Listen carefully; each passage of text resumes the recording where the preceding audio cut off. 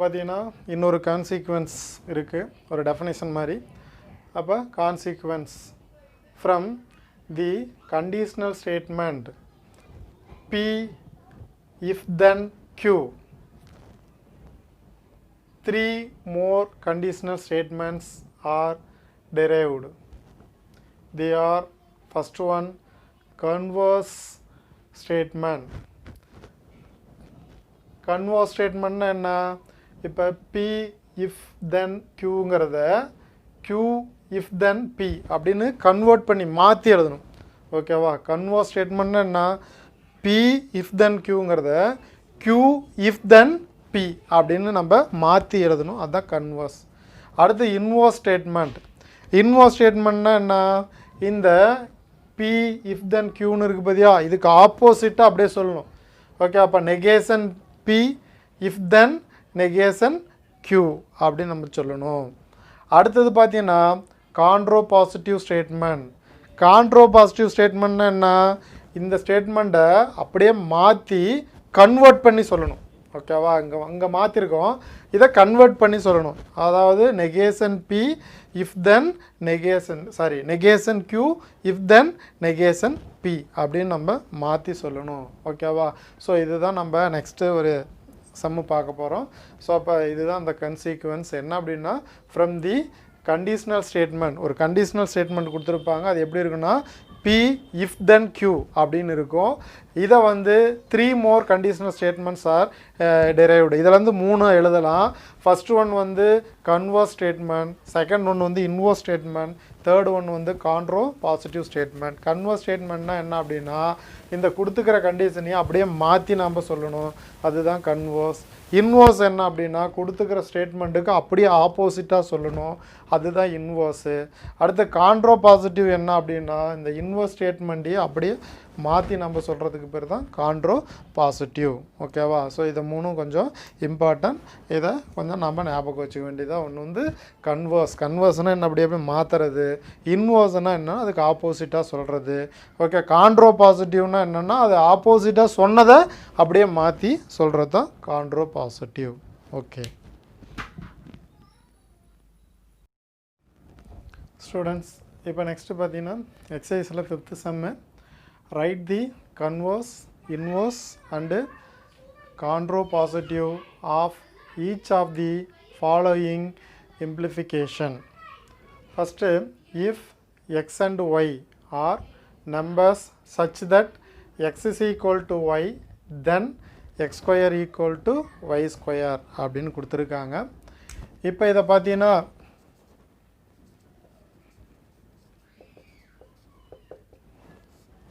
இதோட symbolic form என்ன? அதாவது இஃப் xy, அதாவது xy ஆர் நம்பர், அதை விட்டுறலாம். Such that x is equal to ஒய்ன்னு இருந்துச்சுன்னா then x square is equal to y ஸ்கொயருங்கிறாங்க. அப்போ எக்ஸ் ஈக்குவல் டு ஒய்ங்கிறது தான் பி. அதுக்கு அடுத்தது க்யூங்கிறது வந்து x square equal to y square. அப்போ இதோட சிம்பாலிக் ஃபார்ம் என்னென்னா,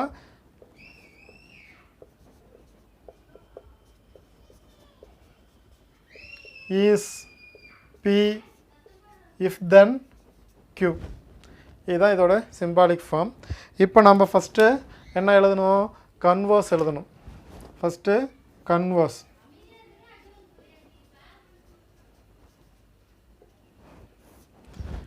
அப்போ கன்வர்ஸ்னால் என்ன எழுதணும்? That is Q implies if and, அதாவது இஃப் தென் P அப்படின்னு எழுதணும். இதுதான் இதோட என்னது? கன்வர்ஸ். அப்போ நம்ம இதை கன்வர்ஸ் பண்ணால் என்னன்னு சொல்லலாம்? இஃப் கன்வர்ஸ் என்னன்னு சொல்லலாம்? அதாவது x square equal to y square அப்படின்னு இருந்துச்சுன்னா then x is equal to y. இதுதான் இதோட கன்வர்ஸ். அடுத்தது செகண்ட் ஒன் வந்து இன்வர்ஸ்.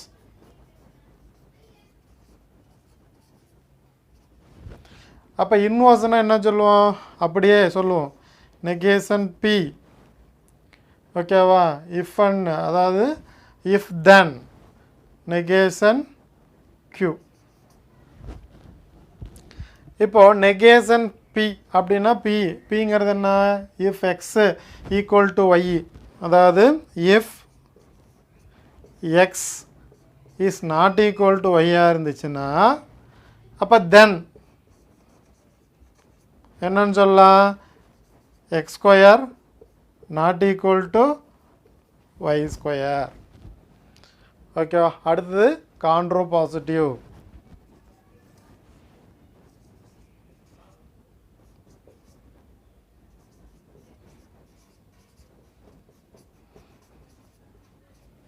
கான்ட்ரோ பாசிட்டிவ்னா இது அப்படியே மாற்றி சொல்லணும், அவ்வளோதான். Negation q if then negation p, இதை அப்படியே மாற்றி சொல்லணும். அப்போ இதை அப்படியே மாற்றி சொன்னால் என்ன வரும், if x square not equal to y square then x not equal to y, அவ்வளோதான். ஸோ ரொம்ப ரொம்ப சிம்பிள் தான். நீ இதை வந்து அண்டர்ஸ்டாண்ட் பண்ணிக்கிறத தான் இதோடைய நமக்கு சம்மு வந்து நீ புரிஞ்சுக்கிறது. இப்போ பார்த்தீங்கன்னா நான் இன்னொரு டைம் சொல்கிறேன், கவனிச்சிக்கோங்க. ஃபஸ்ட் சம் என்ன சொல்கிறாங்க, if x and y are number, x ஒய்ங்கிறது 2 நம்பரு, ஓகேவா, such that x equal to ஒய்ன்னு இருந்துச்சுன்னா, இப்போ எக்ஸ் வந்து 2 ஒய் இதுவும் 2ஆக இருந்துச்சுன்னா அப்போ தென் என்ன இருக்கும், இதை ஸ்கொயர் பண்ணாவும் ஈக்குவலாக தான் இருக்கும். இப்போ எக்ஸும் 2வும் ஒய்யும் 2ஆக இருந்துச்சுன்னா அதை ஸ்கொயர் பண்ண என்ன வரும், ஈக்குவலாக தான் இருக்கும். அதுதான் மீனிங்.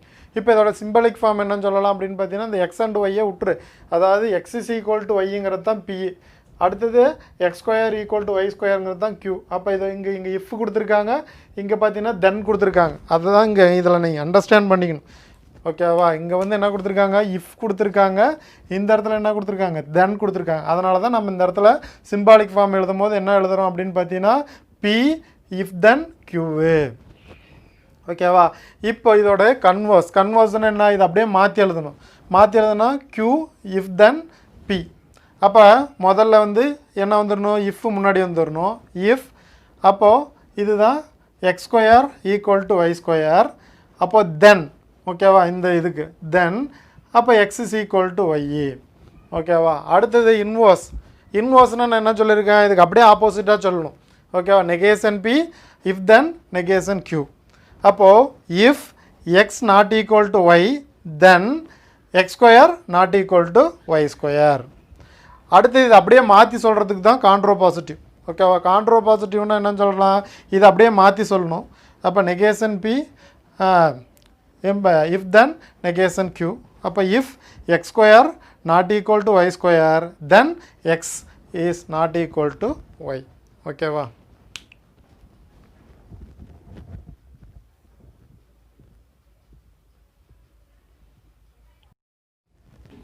ஸ்டூடெண்ட்ஸ், இப்போ பார்த்தீங்கன்னா 5th ரோம் மினிட்லேயே செகண்ட் சம் கொடுத்துருக்காங்க. If a quadrilateral is a square. இப்போ இங்கே வந்து இஸ் ஏ ஸ்கொயருங்கிறது தான் பி, ஓகேவா. அடுத்தது தென் இட் இஸ் ஏ ரெக்டாங்கிள்ங்கிறது தான் க்யூ, ஓகேவா. இந்த குவாட்ரிலேட்டருங்கிறது காமன் தான்.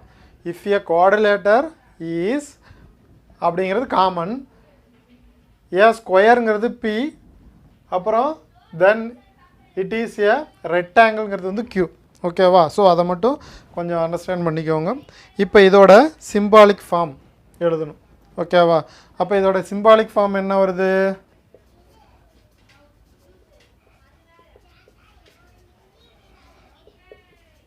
பி இஃப் தென் க்யூ, ஓகேவா. இப்போ ஃபஸ்ட்டு நம்ம என்ன எழுதணும், கன்வர்ஸ்.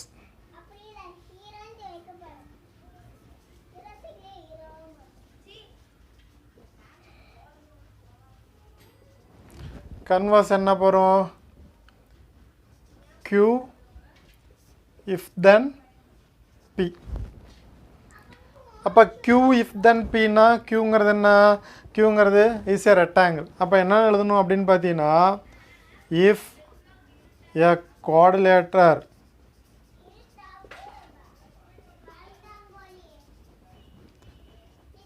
is a rectangle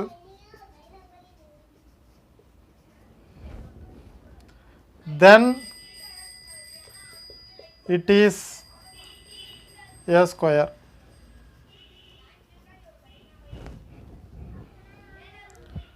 ஓகேவா. அடுத்தது பார்த்தீங்கன்னா செகண்ட் ஒன் வந்து inverse.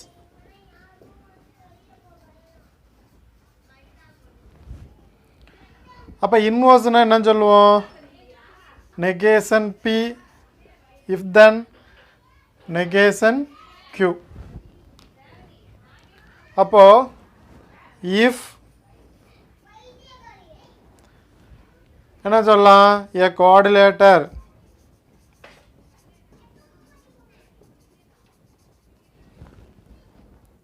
is not a square,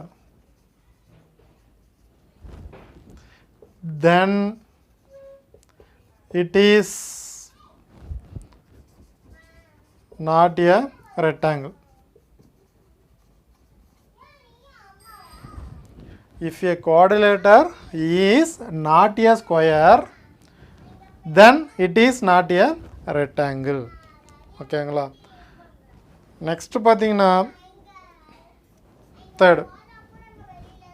third என்ன அப்படின்னு பார்த்தீங்கன்னா நமக்கு கான்ட்ரோபாசிட்டிவ்.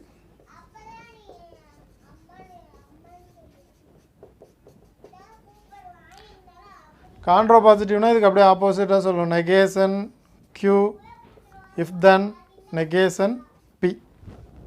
இதான் கான்ட்ரோபாசிட்டிவ். அப்போ இதை அப்படியே மாற்றி சொல்லணும். என்ன சொல்லலாம்? இஃப் ஏ கோஆர்டினேட்டர்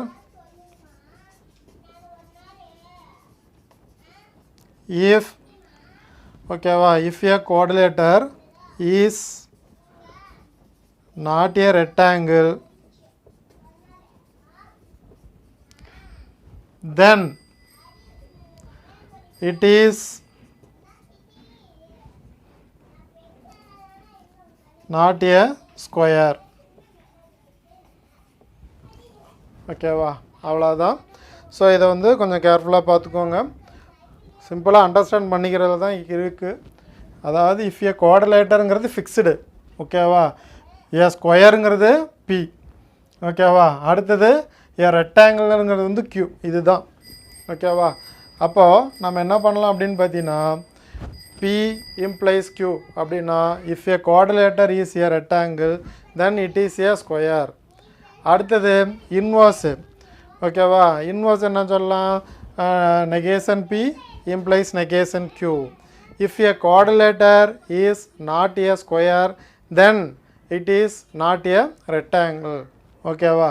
அடுத்தது கான்ட்ரோபாசிட்டிவ். கான்ட்ரோபாசிட்டிவ்னா negation P if then negation Q if then negation P. If a quadrilateral is not a rectangle then it is not a square. Okay?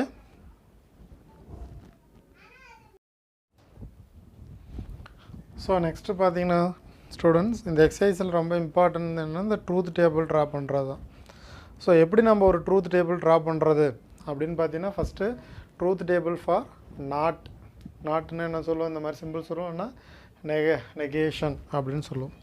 அப்போ வந்து இந்த நெகேஷனுக்கு வந்து ட்ரூத் டேபிள் வரைகிறோம். அப்போ ட்ரூத் டேபிள் ஃபார் இதுக்கு negation P. இதுக்கு வந்து truth table வரையணும். இப்போ அந்த ட்ரூத் டேபிளில் எத்தனை வேரியபிள் கொடுத்துருக்காங்க? P அப்படின்னு ஒரே ஒரு வேரியபிள் தான் கொடுத்துருக்காங்க. அதுவே இன்னொன்று Q அப்புறம் R. நமக்கு 3 வேரியபிள் தான் வரும் மேக்ஸிமம் நம்ம ட்ரூத் டேபிள் போகிறதா இருந்தால். P, Q, R. இப்போ இங்கே வந்து ஒரே வேரியபிள் தான். Here P is 1 variable. அப்போ so number of rows in truth table is 2 power n அப்படிங்கிறது தான் ஃபார்முலா. ஹியர் என்னங்கிறது என்ன அப்படின்னா நம்பர் ஆஃப் வேரியபிள்ஸ். அப்போ ஒரே ஒரு வேரியபிள் தான் இருக்குது. அப்போ 2 power 1 = 2 ரோஸ். அப்போ அந்த ட்ரூத் டேபிளுக்கு எத்தனை ரோஸ் வருங்கிறாங்க? 2 ரோஸ் வரும் அப்படிங்கிறாங்க. இப்போ பார்த்தீங்கன்னா நம்ம ஒரு ட்ரூத் டேபிள் நம்ம வரையணும். இப்போ P. அப்போ ட்ரூத் டேபிள் என்ன? True falls. ஒரு ஸ்டேட்மெண்ட்னா அது வந்து ஒன்றே ஒரு ஸ்டேட்மெண்ட்னா அது வந்து ட்ரூவாக இருக்கணும், இல்லைனா ஃபால்ஸாக இருக்கணும். அவ்வளோதான். இப்போ இதுக்கு தான் நம்ம வந்து நெகேஷன் P அப்படிங்கன்னு ஒன்று நம்ம வரைய போகிறோம். அப்போ இதுக்கு வந்து நெகேஷன் P அல்லது நாட் P அப்படிங்கிறத வரைஞ்சா அப்போ இதுக்கு ஆப்போசிட்டாக நம்ம சொல்லணும். அப்போ Tக்கு ஆப்போசிட் என்ன வரும்? ஃபால்ஸ். ஃபால்ஸ்க்கு ஆப்போசிட் என்ன வரும்? ட்ரூ வரும். அவ்வளோதான். இதுதான் வந்து நெகேஷன். அப்போ நெகேஷன் அப்படின்னா என்னென்னா Pங்கிறது ட்ரூவாக இருந்தால் நெகேஷன் Pங்கிறது வந்து ஃபால்ஸ். ஓகே? Pங்கிறது ஃபால்ஸாக இருந்தால் நெகேஷன் Pங்கிறது வந்து என்ன வரும்னா ட்ரூ அப்படின்னு வரும். இதுக்கு ஆப்போசிட்டாக நமக்கு சொல்கிறது தான் இந்த நெகேஷன் அப்படிங்கிறது. எந்த ஒரு இதுக்கும் ஆப்போசிட்டாக என்ன சொல்கிறோமோ அதுதான் வந்து நெகேஷன் பி. ஓகேவா? இப்போ வந்து நம்ம வெறும் ஒரே ஒரு எலிமெண்ட்டுக்கு மட்டும் எடுத்து வரைஞ்சிருக்கோம். அதனால் இப்போ எத்தனை ரோ வரும்னு சொன்னால் 2 ரோ. ஃபஸ்ட் ரோ இது வந்து இது ஒரு ரோ R1, அடுத்தது இது ஒரு ரோ R2. அப்போ இதில் மொத்தம் ஹவு மெனி ரோஸ் இருக்குது? ஃபஸ்ட் ரோ, செகண்ட் ரோ, இந்த 2 ரோ மட்டும்தான் இதில் இருக்குது. இதுதான் வெறும் ஒரே ஒரு எலிமெண்ட் வந்துச்சுன்னா அதுக்கு நெகேஷன் பி வரைகிறது இதுதான். ஓகேவா?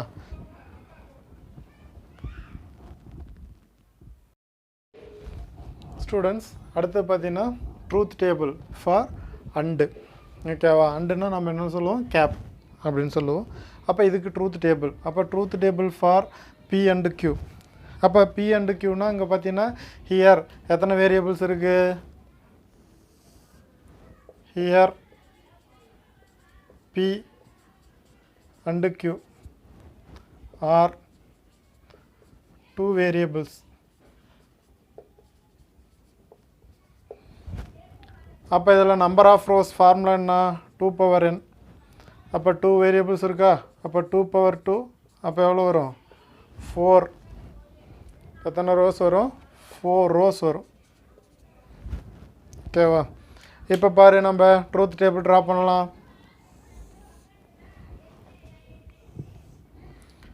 இப்போ இதுக்கு ட்ரூத் டேபிள் நம்ம முதல்ல பி, நெக்ஸ்ட்டு கியூ, அடுத்தது பி கேப் கியூ அல்லது பி அண்டு கியூ எப்படினாலும் சொல்லலாம். கேப்புன்னு சொல்லலாம், அண்டுன்னு சொல்லலாம், எப்படினாலும் சொல்லலாம். இப்போ இதில் 4 ரோ வரும்னு சொல்லியிருக்கேன்னா, அப்போ இந்த மாதிரி 4 ரோஸ்னால் 4 2 பிரி. 4 2 பிரித்தா என்ன வரும்? 2 2 வருமா? அப்போ 2 ட்ரூ 2 ஃபால்ஸ். அடுத்து இதை 2 பிரி. 1 ட்ரூ 1 ஃபால்ஸ், 1 ட்ரூ 1 ஃபால்ஸ். ஓகேவா? நல்லா அண்டர்ஸ்டாண்ட் பண்ணிக்கோங்க. இதுதான் எல்லாத்துக்குமே இம்பார்ட்டன்ட். அதாவது நமக்கு 4 ரோ பி கியூன்னு வந்துச்சுனாவே 4 ரோ வரும். 4 ரோ வந்துச்சுன்னா 4 2 பிரித்தோம்னா 2 ட்ரூ 2 ஃபால்ஸ், அடுத்து 2 ட்ரூ 2 ஃபால்ஸ். ஓகேவா? 2 ட்ரூ 2 ஃபால்ஸ் எழுதிக்கணும்.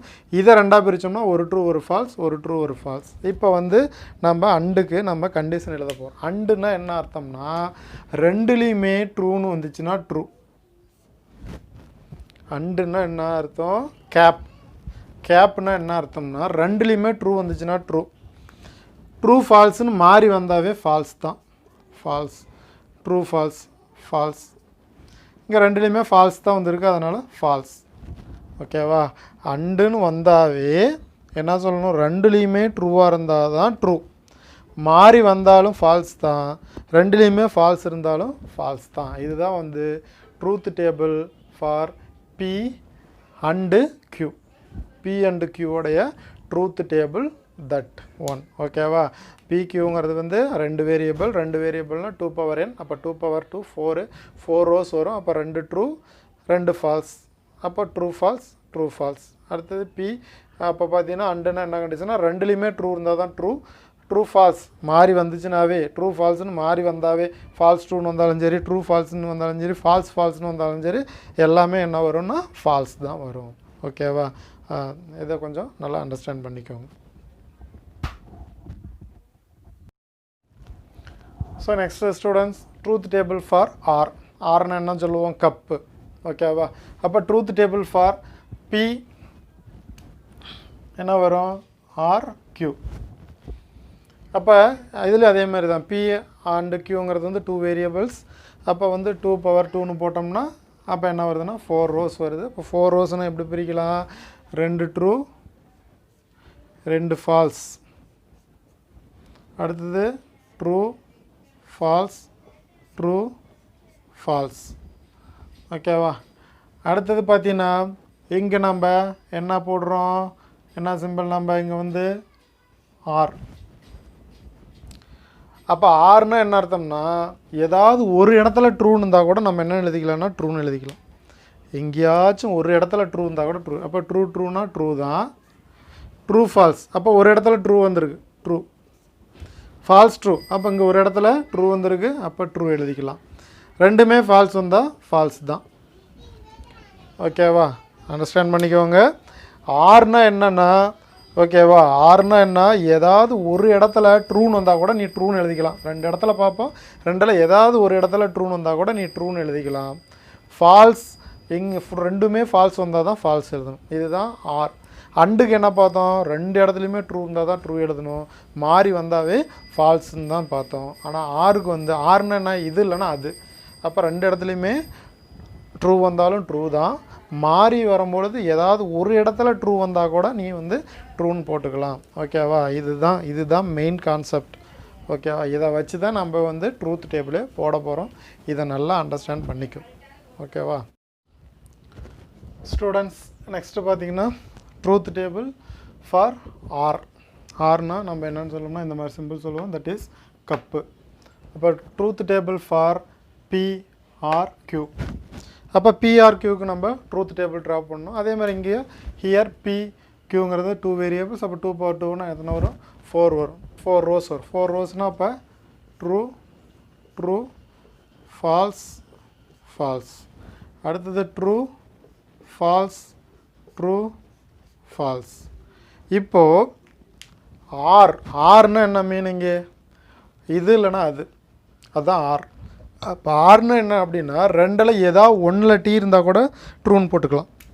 அப்போ இங்கே 2லேயுமே டி இருக்குது, அப்போ டி தான்.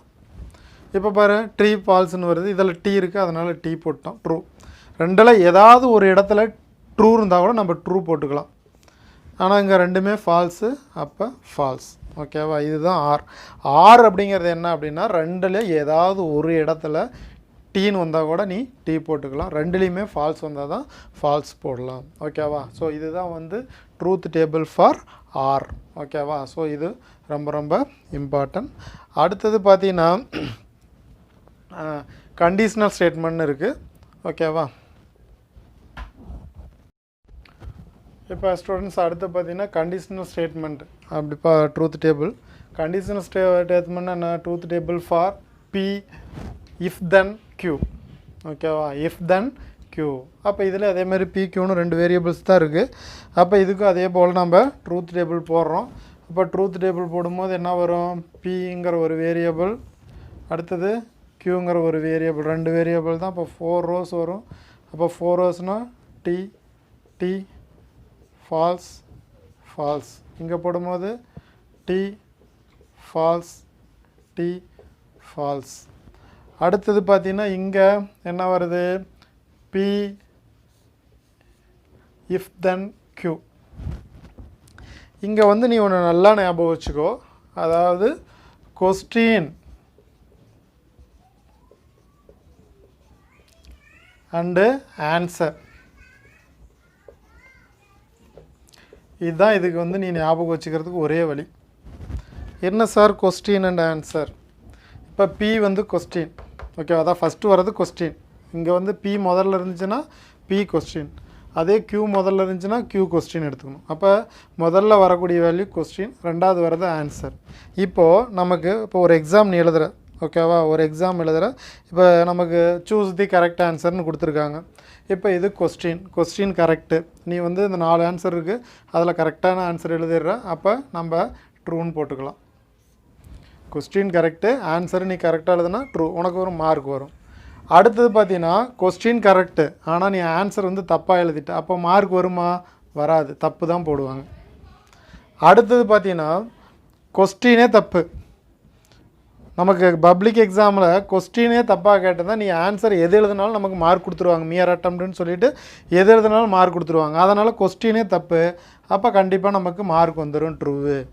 அதே மாதிரி இங்கே கொஸ்டின் தப்பு, நீ ஆன்சர் வந்து தப்பாக தான் எழுதியிருக்க, பட் ஆனால் கொஸ்டினே தப்பு, அப்படிங்கும்போது கண்டிப்பாக நமக்கு ஆன்சர் மார்க்கு கொடுத்துருவாங்க. ஸோ இதுதான் அதாவது conditional statement, if then.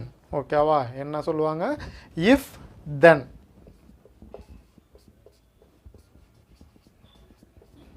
Conditional statement if then அப்படிங்கிறதோடைய ஸ்டேட்மெண்ட் இது தான். இன்னொரு டைம் ஞாபகம் வச்சுக்கோங்க. கொஸ்டின் அண்ட் ஆன்சர், பிங்கிறது கொஸ்டின், ஆன்சர் க்யூங்கிறது ஆன்சர். கொஸ்டின் கரெக்டாக இருந்து ஆன்சர் கரெக்டாக எழுதுனீங்கன்னா அப்போ வந்து ட்ரூ. கொஸ்டின் வந்து தப்பாக கரெக்டாக இருக்குது, ஆனால் ஆன்சர் வந்து தப்பாக இருக்குது, அப்போ ஃபால்ஸ். கொஸ்டினே தப்பு, நீ ஆன்சர் ரைட்டாக எழுதினாலும் சரி தப்பாக எழுதினாலும் மார்க் கொடுத்துருவாங்க. கொஸ்டினே தப்பு, நீ ஆன்சரும் தப்பாக தான் எழுதிரு, பட் ஆனால் கொஸ்டினே தப்புங்கும் பொழுது நமக்கு மியர் அட்டெம்ப்ட்னு சொல்லி மார்க் கொடுத்துருவாங்க, அப்போ ட்ரூ. ஓகேவா? ஸோ இதுதான் வந்து conditional statement. So students next பார்த்தீங்கன்னா biconditional statement. Truth table for P if and only if Q. If and only if. If and only if Q. ஓகேவா? அப்போ இதில் அதே மாதிரி தான் 2 வேரியபிள் இருக்குது. அப்போ 2 power 2 4 rows வரும். ஓகேவா? அப்போ P அப்படிங்கிறத நம்ம என்ன எடுத்துக்கலாம் அப்படின்னு பார்த்தீங்கன்னா, அப்போ ரெண்டு ட்ரூ 2 ஃபால்ஸ், அடுத்தது ட்ரூ ஃபால்ஸ் ட்ரூ ஃபால்ஸ். இப்போது இங்கே வந்து என்ன கண்டிஷன் வந்து இஃப் அண்டு ஒன்லி இஃப். ஓகேவா? 2 பக்கமும் ஏரோ மார்க் இருக்குது. இப்போ 2 பக்கமும் ஏரோ மார்க் இருக்குன்னா நீ வந்து நம்ம 2 பக்கமும் சேமாக இருந்துச்சுன்னா ட்ரூ, மாறி வந்துச்சுன்னா ஃபால்ஸ். 2 பக்கமும் சேமாக இருக்கணும். அப்போ 2 பக்கமும் ட்ரூ 2 பக்கமும் சேமாக இருக்கா? அப்போ நம்ம என்ன எழுதலாம்? 2 பக்கமும் சேமாக இருக்கிறதுனால அப்போ இது ட்ரூ. மாறி வந்திருக்கா? ஃபால்ஸ். மாறி வந்திருக்கா? ஃபால்ஸ். ரெண்டுமே சேமாக இருக்கா? அப்போ ட்ரூ. ஓகேவா? இஃப் அண்ட் ஒன்லி இஃப் அப்படின்னா என்னென்னா 2 பக்கமும் சேமாக இருக்கணும். ட்ரூன்னு வந்துச்சுன்னா ட்ரூ ஃபால்ஸ் மாறி போச்சு ஃபால்ஸ் ட்ரூ மாறி போச்சு ஃபால்ஸ்னால் ட்ரூ. ஓகேவா? இதுதான் இஃப் அண்ட் ஒன்லி இஃப் அப்படிங்கிறதோட ஸ்டேட்மெண்ட்டோடைய ட்ரூத் டேபிள். ஓகேவா? ஸோ ஸ்டூடெண்ட்ஸ் நெக்ஸ்ட்டு பார்த்தீங்கன்னா 6.1 எக்ஸ்க்ளூசிவ் ஆர் இஓஆர், அதாவது வி கேப்பு போட்டு மேலே, அதாவது கப்பு போட்டு மேலே ஒரு பார் மாதிரி போட்டால் இதுதான் வந்து எக்ஸ்க்ளூசிவ் ஆர் அப்படிம்பாங்க. அப்போ truth table for P exclusive or. ஓகேவா? கியூ. இப்போ இதுவும் அதே மாதிரி தான். இப்போ இங்கே என்ன இருக்குது? True false true false. இப்போது நம்ம இதை அதாவது என்ன பண்ணுவோம்? கப்புக்கு என்ன போட்டோம்? ட்ரூன்னு போட்டோமா? ஆனால் அதுக்கு ஆப்போசிட்டில் அப்படியே போட்டுக்கோ, பாருக்குனால ட்ரூனா ஃபால்ஸ்.